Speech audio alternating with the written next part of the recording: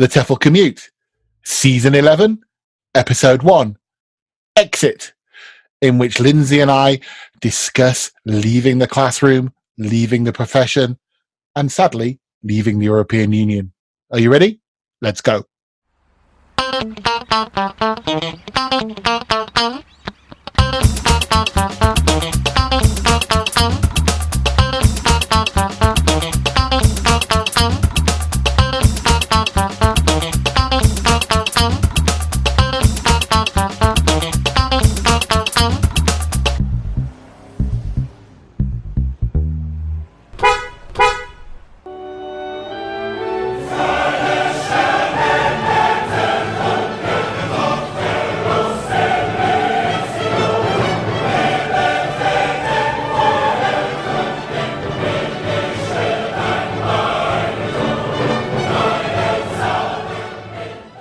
Hello, everybody, and welcome to the TEFL Commute. This is a podcast for language teachers that's not about language teaching, but the topic always comes up. We are in Season 11.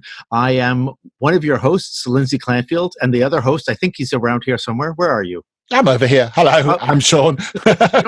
Shaun is over here. We're your hosts. On the TEFL Commute, we take a topic each episode and we kind of explore around that topic on how it could relate to the profession or how it might not relate, but it's just something we wanted to talk about. Yeah, right? we think of a random word and see if we can fill some airtime with it. Yeah, Generally how we approach this one. But we did deliberately choose Exit today. You might be listening to this in February, but it is the 31st of January as we record, and therefore a very sad occasion for all of us that like to be European and are British, which is kind of where the episode came from. But we'll get there later, Lindsay? Yeah, yes. We are approximately 6 hours away from sort of Brexit becoming a quite official thing. Starting, not ending. Starting.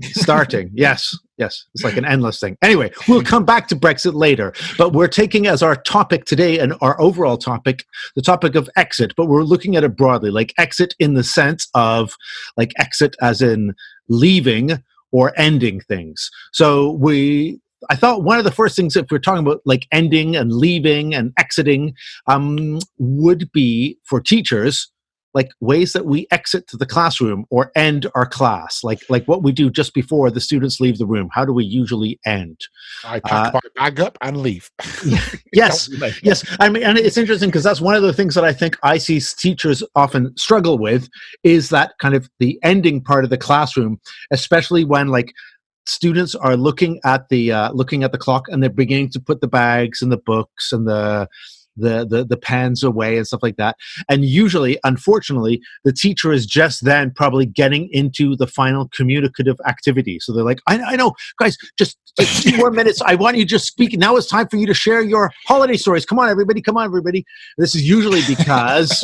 Okay, you sound like me. Tell me if... You sound like me. I'm like, like the lesson ends and I'm like halfway through my lesson plan going, no.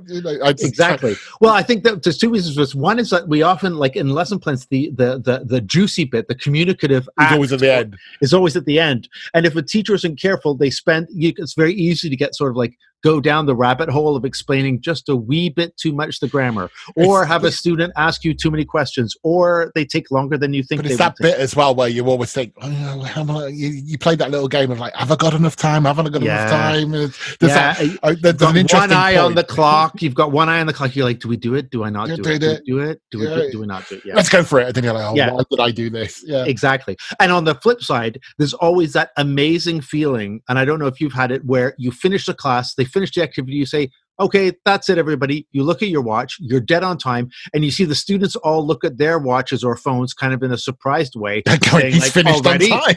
Yeah, but they weren't looking. They weren't looking at the time. That's the best feeling. The flow of it. They were in the flow, and so they're looking at their time devices, and they're like, oh, it's already over. Oh, great. And that's just like the best feeling. But what ways have we found that you could end a classroom if you have that last like 2 or 3 minutes, or that you could plan it in ahead? What do you think, Shaun? Yeah, I mean, I must admit, as a teacher, I don't plan my endings. Not these days. I probably did as a beginning teacher, but I don't these days for the reasons we just outlined. I know I'm not going to get there. You're like it ends when it ends. Yeah, it'll just be. But I kind of as well, the classes I teach now, it's kind of wherever I stop, I'm just going to pick up the next day anyway. So it doesn't need that formal ending. Yeah, I know. I like the formal ending myself, or I like some kind of ritual ending. What I don't like is what I don't like in myself and had to kick out myself was just like if it's like the next part of the lesson plan will be okay, do that for homework, because I kind of just always felt that was a bad way to end the lesson. I didn't finish my lesson on time. I didn't yet. We only got through half of the grammar exercise. Can you do the rest for homework and read the rest of the article as well, please? Yeah. And then you never talk about it again? I'm a terrible timekeeper, so please get me out of this hole. Yes. Exactly. I mean, one of the things that I do like is there are a couple of things. One, which I say is sort of what I recommend to new teachers. Another one is the kind of things that I did in the past, not so much recently, but definitely when I started teaching. The thing that I recommend is, I can't remember, I saw someone talk about it, it's like presentation advice, but you could say classroom advice, which is like, start by saying what you're going to do it, and then tell everyone what you did. Yeah. and everyone likes that. It works so well. I can see it when an effective presenter says, okay, we're going to talk about this, this, and this. Then they say this, this, and this. And at the end they say, we talked about this, this, and this. And everyone's like, oh, good. Yeah, you did. Excellent. Well done. Is it not even more? Is it not more student centered to say to the class, okay, what did we do today? Yeah, but I've never liked that. Tell me one thing you learned today. I'm like, oh yeah, I learned that you're being a bit condescending to me. I don't. Did I really learn it? I know you taught it, but have I learned it? Yes, exactly. I don't know. I prefer the recap, or in a quiz recap thing. Like, okay, everybody, close your books. Everybody. Okay, what is the past form of like we saw some past forms today. What's the past form of this? What's this?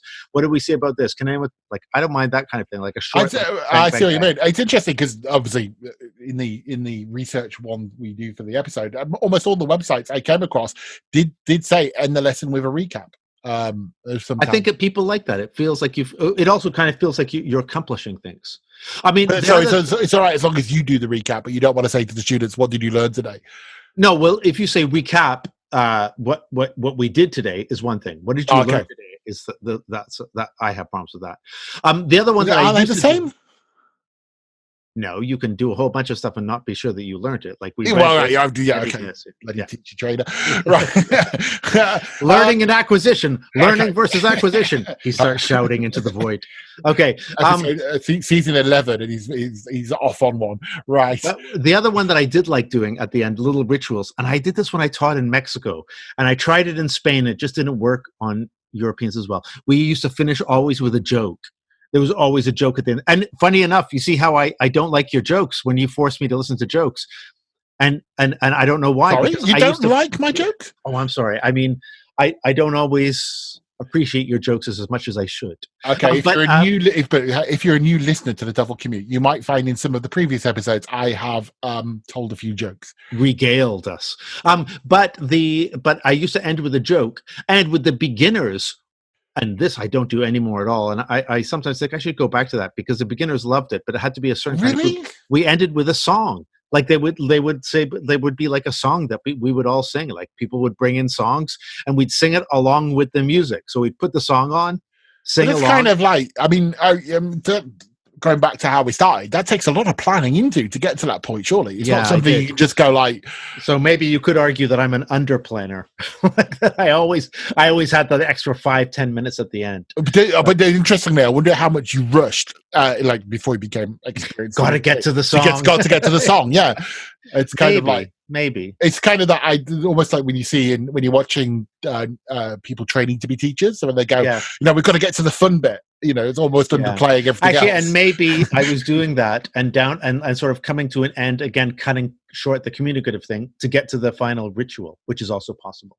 Yeah, I mean, it wasn't being critical. I just wonder how much we do that when you plug it into it. BusyTeacher.com has 7 ways to end a lesson, which are some of which I find a little bit bizarre. Okay. So what have you said? What have you learned today? Which you've already mentioned that one, which you've kind of talked about. They say a performance activity for the last 5 minutes, i.e., a role play. You think really a role play? A role play for the last 5 minutes? 5 minutes for an English class? Yeah. Okay, everyone, you're at a shop. Try on different things, and then no, I would not do that. No, I mean, maybe in a dramatic arts class, sure, but okay. It's kind of but it's almost like the communicative activity left too short a time. And 60-second recap we talked about. Write an email. What? Well, I think the idea is you write an email to my business English class. Okay, we're finished. Everyone, write an email. Someone's like, I've been writing an email for the last 20 minutes while you were teaching. Yeah. Okay. The more obvious, say goodbye. Okay, I guess yes. Tidy up.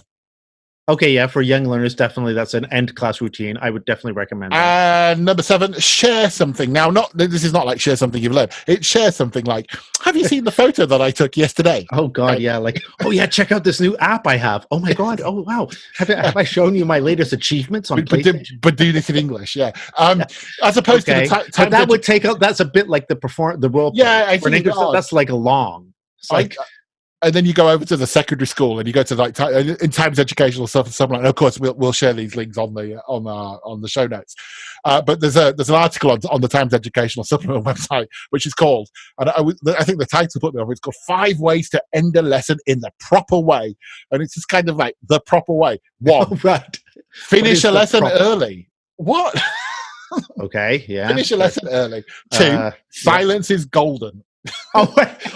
This is the Times Education from 1954, perhaps? Exactly. Is that what you found? That's so the article is a couple of years old, but nevertheless. But yeah, they're the first 2 things on that, and you just think, what? And then the last piece of advice in that list, I'm not going to go through them all, is never leave the room before the students. This does sound very much boarding school. the Eton way. It's kind of right. I find, if you're happy with my websites, I found another one. I'm going to ask you a couple of questions. Here we go for it. So this is a website which I actually think is really interesting. It's called usingenglish.com, and they've got lots of classroom languaging for finishing classes, which cool. Quite interesting. Different things. Well, that's good. Yeah, that's also good for teachers who want to like vary the way. Things. But then there's kind of some reflective questions at the bottom. Okay. So what phrases are unsuitable for an age ranges that you are teaching? So can you think of a goodbye phrase that's unsuitable for any age? I was sat there looking at unsuitable. Yeah. I don't know. See you later, pal. I don't know. I can't. That, like, see you later. Okay. Yeah. Yeah, I don't know. I guess that leads into, do you like slangy expressions like catch you later? Is that a good way to end a class? I don't think there's any problem with that, depending on who you're teaching, and like that seems fine if it seems natural for you to say. I mean, I suppose it's like, hey, catch you later, jerks, kiss my butt, like that. No, but I mean, I don't know. No, I mean, there's no right or wrong. These are just thinking points. I just think they're interesting questions. And give me another one. So let's have another one then. How could you explain the difference between see you then and see you then? I was putting a comma in the second one. So see you then and see you then. Oh, like, so see you then. Yeah. Like, I'll see you at that time. And then see you then being used as an adverbial modifier for the whole phrase, meaning like, there you go. Have you been writing again? I've been doing some bloody grammar training. Okay. I see. One more then. What do you think about choral greetings? Like when you walk into the class and good morning, teacher. Bye, teacher. I don't know. I've never been a big fan of those. But you'll do a song with your class, but you won't do choral greetings? No. I've never been, but I do think some students are. And I do think there's something, again, about the choral nature of like things like, just like in church or at football stadiums or at things like that, like a call response thing. Sometimes some people really like that. But the kind of like all the students standing up and saying, goodbye, teacher, feels to me sort of, yes, you're more of a my captain, yeah? Oh, God, no. All right. Should we take a break? Let's take a break. And we're back.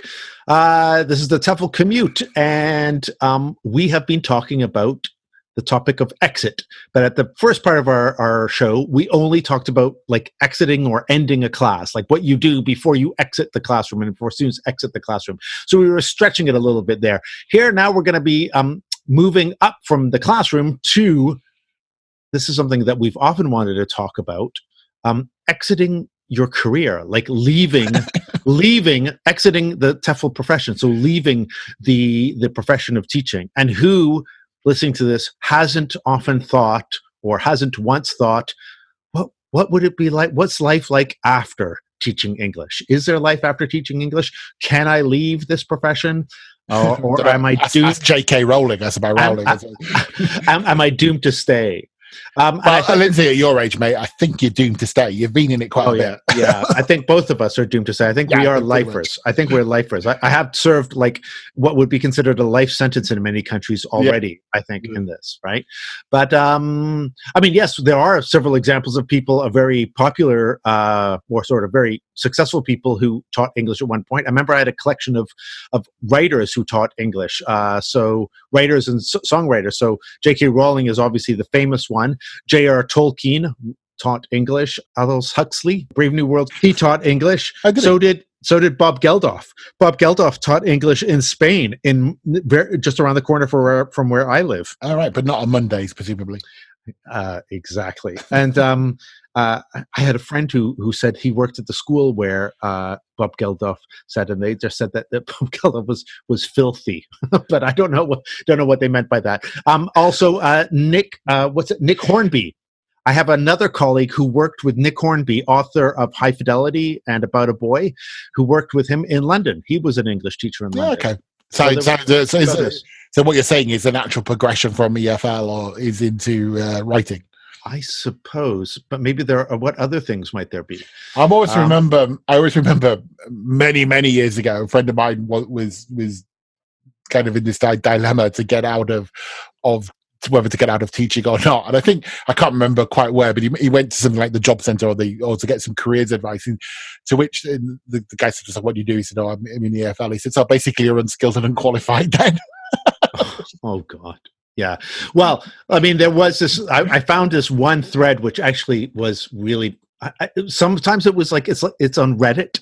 All right. So the kind of comment or whatever internet place where some funny stuff happens and lots of terrible things happen, but they have the Reddit on TEFL. There's one thread called "What do people do when they're done teaching abroad?" And it just was kind of interesting because I was trying to find examples. I was like, okay, let me see examples of what people have done when they're finished teaching. And of course, like, I guess really successful people, and like, I mean, famous, yes, you might know, but otherwise you lose track of them if you're staying in teaching. And so I don't know what they did. Yeah. I guess actually though, I mean, when you think about it, as you said, we're lifers, but many people aren't in the first place. They come in for a few years and everything like that. A colleague of mine said it's often it could be considered a very young profession, especially if you think of like the native speaker going off and teaching for a year or two. Yeah. Anyway, the first response to this thread, "What do people do when they're done teaching abroad?"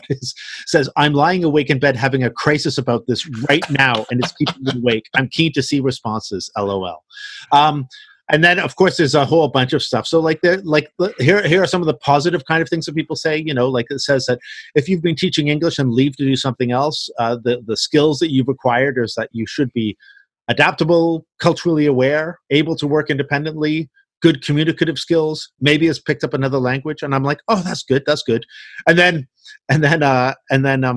other people come around and say, it means nothing. It's like you're unhireable. If you stay in teaching longer, like into your 30s, then you're done. Oh my word, then I'm in big trouble. Yeah. Yes, exactly. Other things that people have said, coordinating programs in refugee resettlement. Often people kind of falling into jobs close to where they were teaching. So like people like living in Germany, teaching in businesses, and then working in the business as a consultant or for the business itself, like, doing whatever, their marketing or human resources or whatever, they move into the business that they were there. Okay, yeah, no, that makes sense. I can understand because you become an expert in that language, and that culture, and have other skills that come across. So it makes perfect sense. Yeah. I actually was thinking of it. There is another kind of exit in this, which is slightly off that. And there's the exiting of teaching and moving into kind of academic management or teacher training. That's true. So if you look at exit, like I was thinking of exiting ELT as a whole. Yes, I know you are. Yeah. Getting of the whole thing. But you're right. And you and I have often talked about career paths in ELT if you're getting burnt out from the classroom and want to try something else. So there's management. There's writing. There's training. But I think you can actually look at that as sometimes as an exit. It's quite a big upheaval moving from, say, a full-time teaching timetable into academic management, and especially if you stay in the same place where the people where your colleagues are suddenly your line manager of. I think it's akin to kind of exiting the profession, and there's some similarities in it in that way. But it is a side point. And of course, I don't want to dwell on this because there is so much negative stuff in these kind of comment threads on the internet, but lots of this kind of thing, and I think this comes back to what you were saying, or what lots of people view the teaching as, don't waste 2 years of your life monkeying around in front of children unless it's going to help your career. Don't waste your precious breath. Get a marketable skill before you go abroad to teach. So, as we know, if you stay in the profession, it's a very worthwhile and fulfilling profession to be in. Exactly. I think a lot of these people are also talking about like doing a stint, like 1 year in China thing, or in Japan. A lot of these are Americans and stuff like that. A lot of kind of stuff as well of like, English teachers are unemployable, but I'm not really sure about that. I think that if nothing else, if you do learn another language, that could also help, I think. Yeah, absolutely. And I think I do know some people who were teachers who did get into good writing jobs, not as materials writing, but in like, and not fictional writing, but like business writing and marketing and writing lots of like business writing stuff can be really lucrative. Like the person who in the business who's responsible for writing the press releases, who's responsible for writing like marketing copy and things like that. Those kind of teachers are good at standing up in front of public and speaking, and two, they should have a handle on the language. So they are able to grade they're able to grade their language if they're any good, and they're also able to make something clear. And this is a friend of mine who ended up doing that for like a tech company who needed some people to kind of help make their stuff like intelligible and make sense, including to people whose first language wasn't English. And in that case, his skills really fit there. We're getting all serious. I want to end this part on a little happy note where I want all of you, Shaun, I want you to think of this, and maybe our listeners to think of this. So when we look at like how you might leave or end your career in ELT, so like how you'd finish, even if it meant retiring or like whatever, toppling over at the end. And let's compare this to endings of stories, like the ending of a story or a film, right? So as I was looking at exits and endings, I came across a whole bunch of stuff on like fictional exits and fictional endings. And there's like kind of 4 Uber type of endings which will dictate what the story is like, right? So like, like you have a different kind of ending.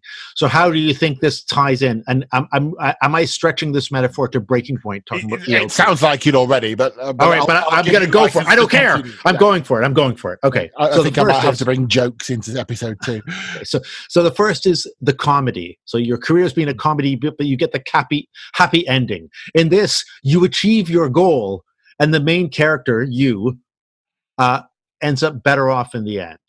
So that's the happy ending. And that's of like, for many comedies, like classic comedies. So everything is good. You've achieved your goal. You achieved whatever you wanted to do. You changed the children's lives or your learners' lives. Many more people speak English, or you trained 1 million teachers, or you wrote your course book, and you are better off in the end. So it's a ride off in the sunset kind of ending. Right. All right. Yes. So that's the happy ending. Right. Number 2 is if your career in ELT has been a tragedy. That means, in story terms, you fail to achieve your goal and you end up in a worse state in the end. Yeah. And I think this is what lots of those bitter teachers are kind of worried about, that their ending is going to be a tragedy, I shouldn't have done this. I've always come.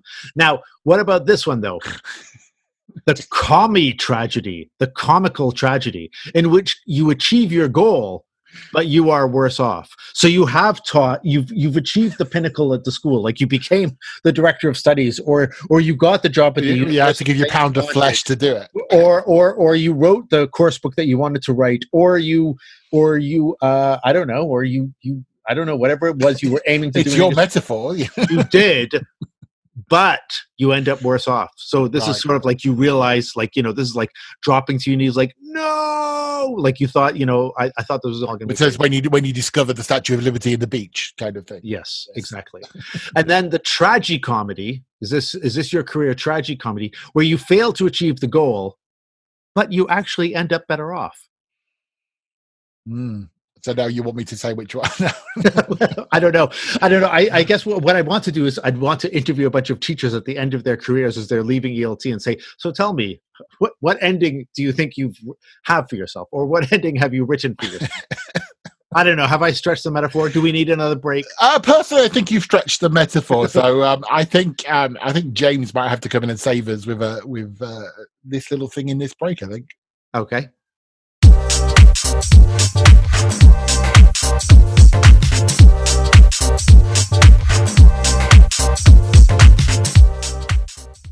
Dear listener, this episode may be about all types of exit, but now it's time for the arrival of your jargon buster, here to talk about the biggest exit of all, Brexit. But worry not, I'm not going to regale you with stories of trade agreements and how they will affect the ELT sector. I'll let Shaun and Lindsay do that in a minute. No, I want to talk about the actual word itself, Brexit, made up of two words, British and exit, squashed together uncomfortably into a new word. It's that squashing that I want to talk about, the creation of a new word from two others, portmanteaus. The name portmanteau originally referred to a suitcase, and it was this analogy that Lewis Carroll used in Alice Through the Looking Glass, when Humpty Dumpty says, "You see, it's like a portmanteau. There are two meanings packed up into one word." Of course, he was referring to the words slithy, meaning slimy and lithe, and mimsy, from miserable and flimsy, which can be found in the teacher trainer's favourite poem, Jabberwocky. And now there are portmanteaus all around us, from brand names like Netflix, from internet, and flicks, meaning movies, to the names of countries, where Tanzania comes from the amalgamation of Tanganyika and Zanzibar. Maybe you studied in Oxbridge, Oxford and Cambridge, and eat brunch, breakfast and lunch, with a spork, spoon and fork. So, as you've probably noticed, portmanteau is a French word, but interestingly, by the time we English speakers were using it to refer to a suitcase, it had become a false friend and meant coat hook in French. So nowadays, the French call portmanteau words mot valise, literally suitcase word, a back translation from English.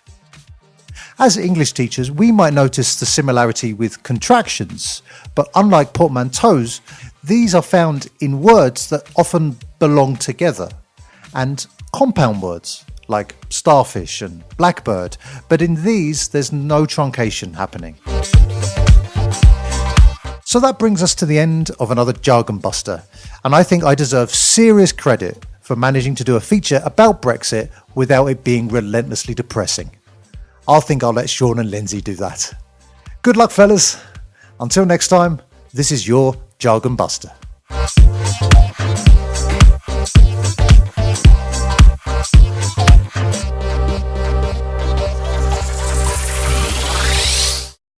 Oh, it's been a long time since we've had one of those. Yeah, it is. Yeah. Well, we did say we are going to bring back some of the old things. And yes, and the Jargon Buster was one. Yeah. Is this a time when I should say, "I'll get my coat"? Because it was portmanteau words. Oh my gosh, it's like a Freaky Friday episode here. I'm the one. Really? Yeah, jokes and stretched metaphors. It's like it's supposed to be a new season, and like, way, and it's like, all right. Well, here's something. Let's get happy. Let's hear something to wipe a smile off your face, then, Shaun. We're now approximately 5.5 hours from 5.5 hours. Brexit becoming starting, whatever. I'm not having any of this. I don't know. There's all this. Yeah, it's starting. So I don't know. Like, it's an official thing happening. We're on January 31st, 2020, and so this is and the world is a miserable place. Now, one of the things that we wanted to do at this part of the thing, but we weren't able to. So we wanted to interview somebody in the ELT sector business to talk about what they think or what they're seeing happening already in terms of like, how does Brexit affect English language teaching? And now that interview fell through, and I think lots of people are probably sort of saying maybe it's too early to tell. There's a lot. Yeah, I think that's happening. Knows. That's the problem. What's going to happen? I mean, I have done some research on this stuff, which is interesting. I mean, of course, I haven't found any good news, I'm afraid. But for example, I mean, so just to put everybody in perspective, in 2016, there was a referendum. Britain voted to leave the European Union. For the past 4 years, that process has been sort of wrestled over and debated and so on and so forth until everyone is highly sick of it. And now we've got to the part where they're supposed to be officially beginning to leave. What has affected English language teaching so far? We're not sure. I haven't found figures yet, but there are the figures that we have. For example, is English. The UK is still one of the world's top ELT destinations. So there were more than 500,000. I've got this figures here from the ELT sector, from the ICEF monitor. I'm not sure what that is. I'd have to look at it again. But the impact, the economic impact of the ELT sector in Britain alone is valued at £1.4 billion. Yeah, and students from European Union accounted for 50% of enrollments in ELT classes. Yeah, you just can't imagine that's going to keep up in the future. I mean, this year nothing's going to change. That's why I keep saying Brexit's starting, because basically we did all that happens tonight is that we're no longer in the European Union, but nothing changes until the end of the year. And that's what they're essentially saying. They're saying that nothing will change. However, you're living in Britain, living in one of the countries that sends lots of people. So I live in Spain. What was interesting is that in 2016, 2017, lots of Spanish people started, we started seeing news stories. So I don't know if lots of people, but definitely on the news, we'd start seeing stories of like, well, maybe it's not the right time to send your children to study English in England. And so there were lots of these kind of like stories like, kids saying, oh yeah, people called me names in the street and they don't want us here and all this kind of stuff. So there's been that kind of stuff happening in Spain. And I would imagine, therefore, in other countries as well. Like I'd imagine Italy and certainly Eastern European countries, sort of like maybe it's not the best place to go to learn English now. Whether or not that's having an effect is left to be seen. What I did notice as well is I've been in 2 other countries, one where I heard the actual Minister of Education make a very big deal about this. I was in Australia, and they couldn't stop rubbing their hands about Brexit because they were saying this is opportunity for us. They were beginning to invest in outreach for English language people, English language lessons. Now, Australia's pretty far. So like, I'm thinking of like a working class Spanish. Well, I think that the Irish are probably doing the same, aren't they? Yes. And Irish was the other one. And there was a third European country that was looking at doing that. Can you guess what it was? Not Ireland. A second European country. Spain. Where English is an official language. Oh, right. And it's sunny. Malta. Yes. So Malta, I also had been talking to people in the Maltese ELT sector. They were saying they were thinking this is opportunity for us. Like this is could be a very big opportunity. Again, but I haven't heard much else about that. What about you? You live in Oxford. What are people saying there about? Well, I live in one of the most remote places in but what about the effects that they think it might have? It's interesting. It's interesting. In the weekly, I work at the university, so there's a weekly email comes out from the Chancellor, Vice Chancellor. It's very interesting. The email that came out saying today, like, we're all still part of, to our European students and things, we're still all friends and that. It's in with teachers that I teach English, and I also teach teachers here. A number of the teachers are like, well, you don't want us, so I'm never coming back again. This is my last year here. And I think one of the effects one of the knock-on effects with things like Erasmus and stuff like that will affect from that point of view, we'll lose people. I think it'd be interesting to see. I'll be intrigued to see what the knock-on effect this summer will be on people coming to the university summer schools, and how much that will have, because it'll be the first year of it, despite the fact, obviously, that things won't have changed particularly. Yes. But that negative attitude that you talked about, I feel that growing, and it's that's pretty much whenever we get a new group of teachers coming over to be trained, all they want to talk about is Brexit. So I can imagine it would be frustrating. I mean, the other thing is, again, on the other side of the channel from you, you have all the British English teachers who are I think from the private language. I mean, there's so much uncertainty, isn't there? Yeah. I remember living in the Czech Republic. I remember when obviously was working there while we were EU, but the rules were so much easier in getting residency and stuff because I was an EU person. So, and it was difficult to employ these third sector countries. Is that what they're called, third sector countries, because of the extra visa requirements? So Britain is about to be, most likely to become one of those. So I can't imagine that's going to be fun for language schools trying to get to employ British teachers. But then again, I guess that makes opportunity for world languages and world English. I suppose if we touch on other things, yes, it could also means this is the non-native teachers' exactly. time. So where all these things are happening, maybe others see sort of advantages. I mean, obviously and I think it may also have an effect on the number of people thinking, thinking of teaching English as a career path or as a gap year thing. But since they would be doing it in Asia or anything anyway, I don't, It's interesting in the long term to see whether the European Union keeps English as an official language as well, because it doesn't need to now, does it? That's true. Although it says it will for the time being. It says it will for the time being. But again, then you have the French just ready to say, yes, we've been saying this for ages. Let's make it French. But on the other hand, I mean, I know where you live in Spain, you do get a lot of expats, British expats coming out there. So that must be a bonus for you, because apparently they're dropping off already. So yes, less Brits over here in Spain, perhaps. Although that would mean that maybe like a favorite curry shop of mine might close down. Oh, I see. Yeah. Just point out, just because we're doing portmanteau, don't forget we're also dealing with Megxit here as well. So yes. And as a Canadian, I'm dealing with Megentry.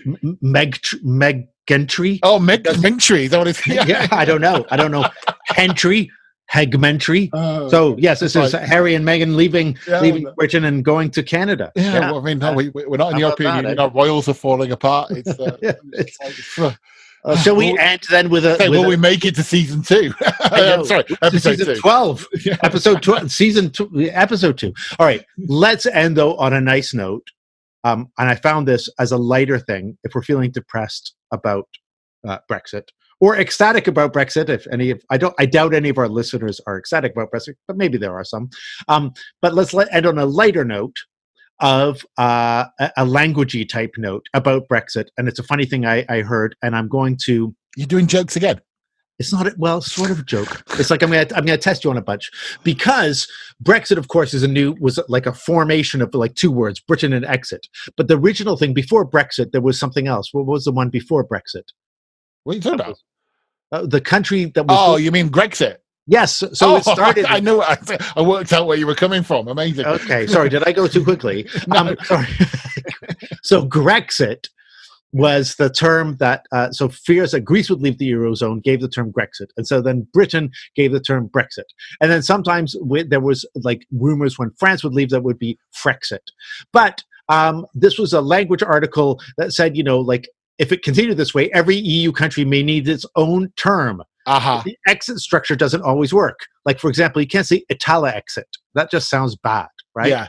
So here's a list of possible names for exits for every country in the union, and I'm not going to go through all of them, but I'm going to tell you the country. I'm going to ask you to guess what their exiting name would be, and then I'll tell you what these clever people came up with. Okay? Right. I'm ready. So Austria. Oh, can't be Austriexit. No, that doesn't. No, but in J it would be OS, wasn't it? Ossic. No. What is it? Austria. Oh, yeah. Well, that makes sense. Yeah, okay. Yeah. Okay, Belgium. Well, they can't have Brexit. Brexit. Belexit. No. Belexit. No, this was Beljump. Beljump. Okay. I actually laughed at something Lindsay all right. said. Okay, Czech Republic. Checks it. Yeah, checks it works, but I like their better one. Check out. Or check off. Of course, they're Czechia these days, so it doesn't really work. Yeah. Okay. Czechia. Okay. Estonia. Hasta la vista, baby. That kind of works. Extonia. Extonia. Okay. Yeah. Okay. France. Frexit or Frorevar. Frorevar. Jesus. And see, it gets crazier and crazier. Okay, how about Ireland? They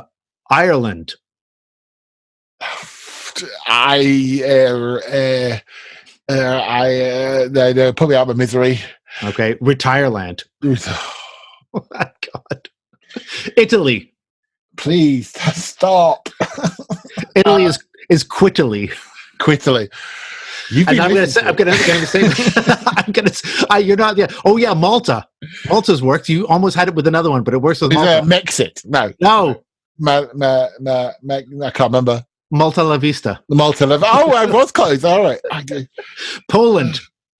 Stop it. Enough. Poland is Noland. Or withdraw saw. All right. Withdraw saw. And the last one. The last one's my favorite one.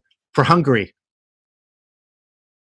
Maggie. No. Maggie. No. No. Full. Right. Okay.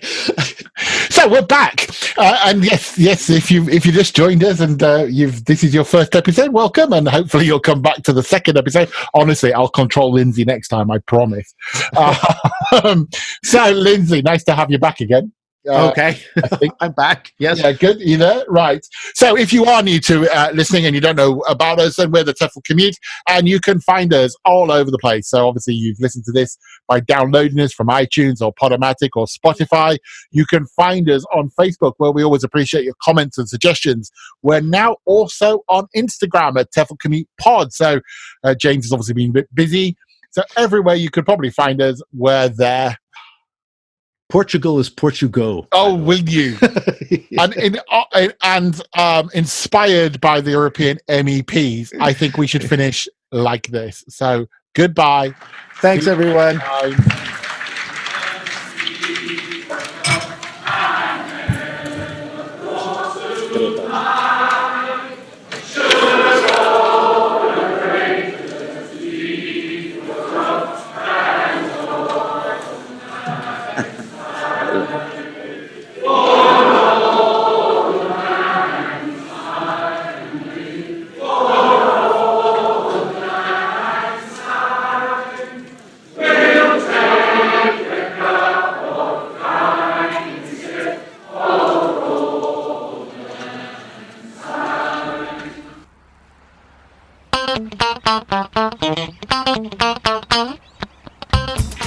As your commute is coming to an end, here's an activity you can take into class.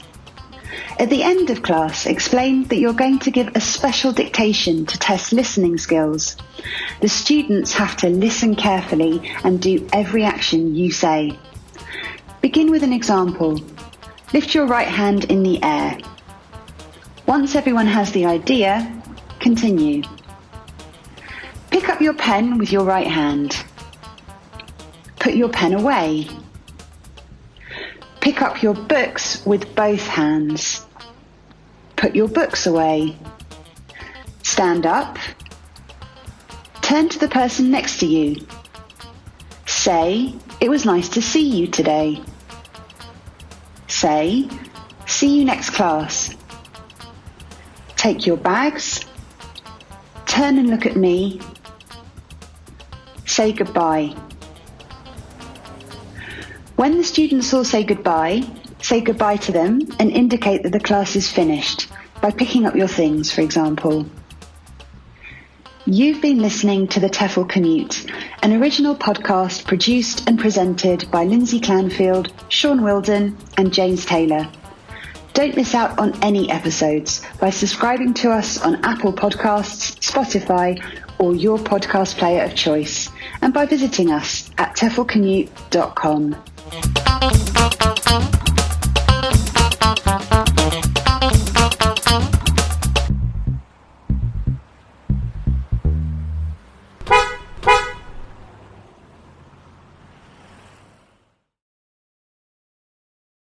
I was going to keep going. Yeah, Sweden is Sweden. Oh. Sweet dessert. Can I stop recording?